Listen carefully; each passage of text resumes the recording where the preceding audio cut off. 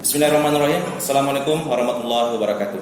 Waalaikumsalam. Selamat datang di podcast Asumsi Sahabat Madan TV bersama saya Ramadan Jamal. Gimana bang kabarnya? Sehat? Alhamdulillah sehat. Baik. Pada podcast Asumsi kali ini kita sudah bergabung dengan Bang Iping Rahmat Saputra. Beliau merupakan salah satu akademisi UIN Araniri dan juga beliau adalah sebagai peneliti HAM.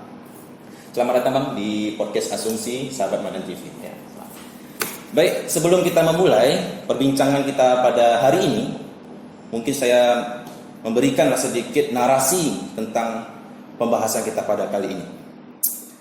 Yaitu, vaksinasi sudah dianggap menjadi kewajiban untuk hidup di negeri ini.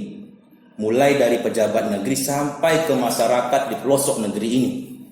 Katanya sih, vaksinasi ini merupakan untuk mencegah COVID-19 di bumi Serambi. Mulai dari instruksi presiden, gubernur, wali kota, bupati, hingga kepala dinas pendidikan Aceh. Tentunya masyarakat bertanya-tanya, apakah vaksinasi ini merupakan cara yang tepat untuk mencegah COVID-19? Inilah podcast Asumsi Sahabat Madan TV. Vaksinasi menghantui masyarakat di bumi Serambi.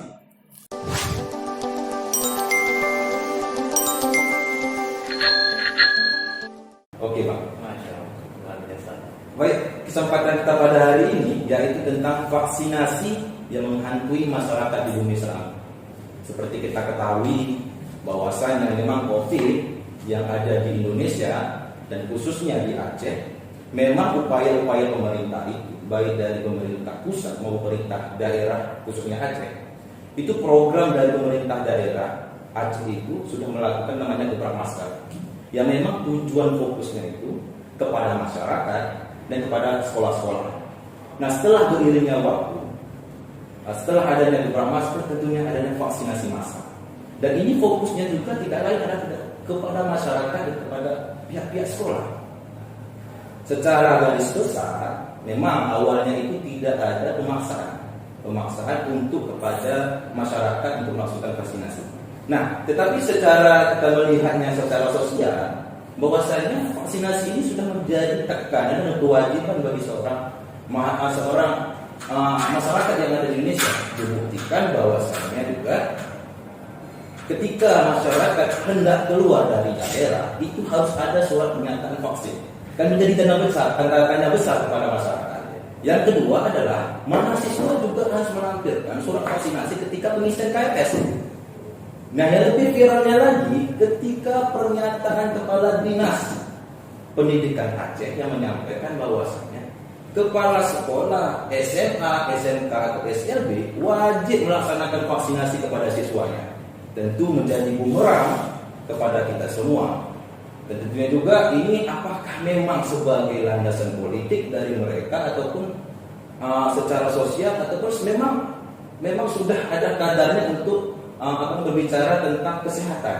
Nah, bagaimana pendapat Abang tentang pernyataan sikap dari Kepala Dinas Pendidikan Aceh? Yang kita ketahui nih, sebelum beliau menyampaikan ini, kita ketahui bahwasannya Bapak Presiden sudah datang ke Aceh untuk melihat vaksinasi prosedur malahan. Nah, itu apa memang ada intervensi atau bagaimana? Secara tanda kutip, secara politik, sosial. Jadi kita tidak berbicara tentang kesehatan. Mungkin sudah ada ranahnya menjadi tempat. Mungkin menurut Abang gimana?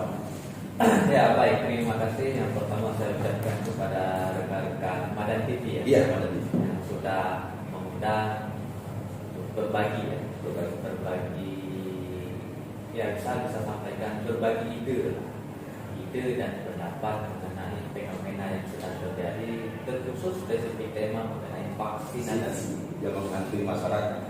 Jadi mendengar tema yang saudara sampaikan perusahaan itu juga hal yang menarik. Vaksinasi menghantui Masyarakat. satu sisi dibutuhkan, tetapi di sisi lain menakuti. Iya.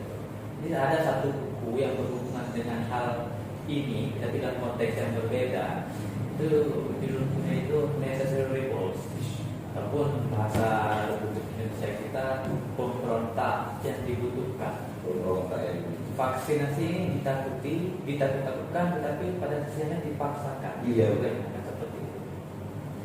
Jadi dalam konteks yang sedang terjadi hari ini, Saya mengawali dari vaksinasi secara umum dulu ya. Siap. Saya mencoba menghubungkan mengenai pernyataan karistik.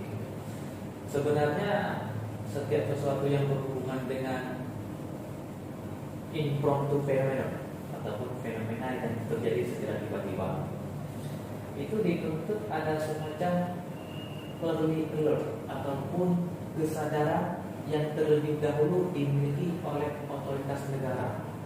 Nah, itu konsep yang paling mendasar yang saya pahami dari segi ilmu politik. Tetapi hal itu kan tidak terjadi ataupun sepemahaman saya hal seperti itu cukup jarang terjadi dalam kasus apapun. Jadi hari ini ketika kita menghadapi yang sedang terjadi wabah lah penyebutannya pandemi atau apapun lah yang itu berhubungan dengan hidup hajat hidup orang banyak, ketika proses pengelolaan yang tidak sesuai dengan apa yang telah ditetapkan di dalam peraturan sebelumnya, maka disitulah awal lahir sebuah kecurigaan. Kalau kita lihat dari secara politik, memang apa ada pemaksaan atau bagaimana untuk mendapatkan secara kekuasaan lagi? Bagaimana mencari kekuasaan politik? Kalau kita melihat proses yang terjadi selama ini cukup besar dampak yang terjadi masyarakat bahwa mereka merasakan dipaksa. Saya akan menggunakan diksi di, bukan terpaksa, karena memang ada pihak ketiga yang memerankan fungsinya itu untuk memaksakan sesuatu itu.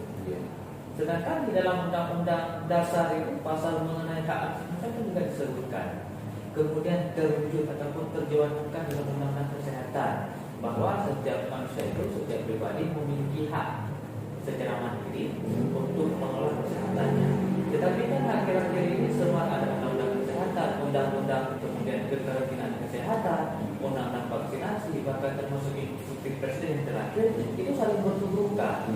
Sedangkan kan dalam kaidah hukum kita mengenal semacam kalimat lex superiori derogat lagi inferiori. Nah seperti itu hukum yang lebih tinggi itu tidak boleh dikesuaikan oleh bukan lebih rendah. Maka setiap undang-undang ataupun peraturan yang berhubungan dengan vaksin ini seharusnya ketika kita berbicara dalam tataran dasar itu kan semakin terbaru yang dibuat kan semakin bisa menunjukkan dengan tidak menghentikan yang sudah ada. Tetapi hari ini kan tidak seperti itu. Saya ada membaca beberapa kali mengenai vaksin, kesehatan, kekarantinaan kesehatan itu secara redaksi bahasa Indonesia ada beberapa hal yang tumpang tindih. Dari proses regulasinya yang tumpang tindih itu otomatis sampai kelasnya itu akan tidak beradu. Tumpang tindih yang dari dimaksud bagaimana? Tumpang tindih apakah secara undang-undang atau bagaimana? Undang-undang 1 mengatakan masyarakat itu memiliki hak secara mandiri. Undang-undang terbaru bahkan memberikan otoritas kepada penguasa negara untuk memaksa masyarakat. Artinya secara yang pertama setiap masyarakat itu berhak memilih apa yang dia inginkan begitu. Bahkan di dalam hukum kedokteran kita mengenal istilah konfidensialitas. Itu dalam hukum kedokteran disebut sebagai dokter, tenaga medis yang berhubungan dengan pendidikan medis manusia itu wajib memiliki izin dari pasien ketika si pasien ingin disuntik. Iya. Itu namanya etika konfidensialitas. Undang-undang terbaru tidak berlaku hal itu. Enggak vaksin, enggak dikasih bansos. Enggak vaksin, putus itu. Enggak vaksin itu. Jadi kan ada semacam otoritarianisme vaksinasi di situ yang pada akhirnya tema yang saudara sampaikan tadi sesuai berhubungan dengan apa yang terjadi. Vaksinasi menghantui. Yang menghantui adalah orang yang sepatutnya melayani masyarakat itu loh. Tapi karena sudah dipaksa, jadi seorang masyarakat ini haruslah melakukan kewajiban dari pernyataan dari petinggi-petinggi pejabat kita. Pada saat mereka dipaksa dengan berbagai macam dalam ancaman, secara otomatis mereka terpaksa. Dan bahkan kalau kita melihat, jika memang bantuan sosial, jika ingin menginginkan bantuan sosial tersebut, harus ada vaksinasi tersebut juga. Dan juga kita melihatnya seperti saya sampaikan tadi, ketika masyarakat hendak keluar daerah, harus ada surat pernyataan vaksinasi, kan begitu. Jadi artinya, ya secara tidak sengaja memang mewajibkan masyarakat ini untuk divaksin. Mungkin secara garis besar itu gitu, saya melihatnya. Seiring berlalunya waktu, seiring berjalan, ada semacam struktural violence misalnya. Struktural violence itu kekerasan terstruktur. Memaksa masyarakat tanpa memberikan penjelasan secara konkret itu bagi saya kekerasan. Karena ketika ketika setiap sesuatu dipaksa kepada masyarakat, apalagi yang memaksa mereka yang memiliki kuasa, maka masyarakat yang menerima hal itu akan merasakan kenapa seperti ini ya? Kenapa pada akhirnya saya nggak merasa aman lagi atas pengelolaan kesehatan saya sendiri? Kenapa harus mengikut seperti yang mereka sampaikan? Tapi kalau kita berbicara secara hukum, setiap undang-undang yang sudah berlaku itu, yang masyarakat tidak mengetahui, wajib mengetahui. Itu bagaimana persoalannya Pak terkait tentang layanan tersebut? Maka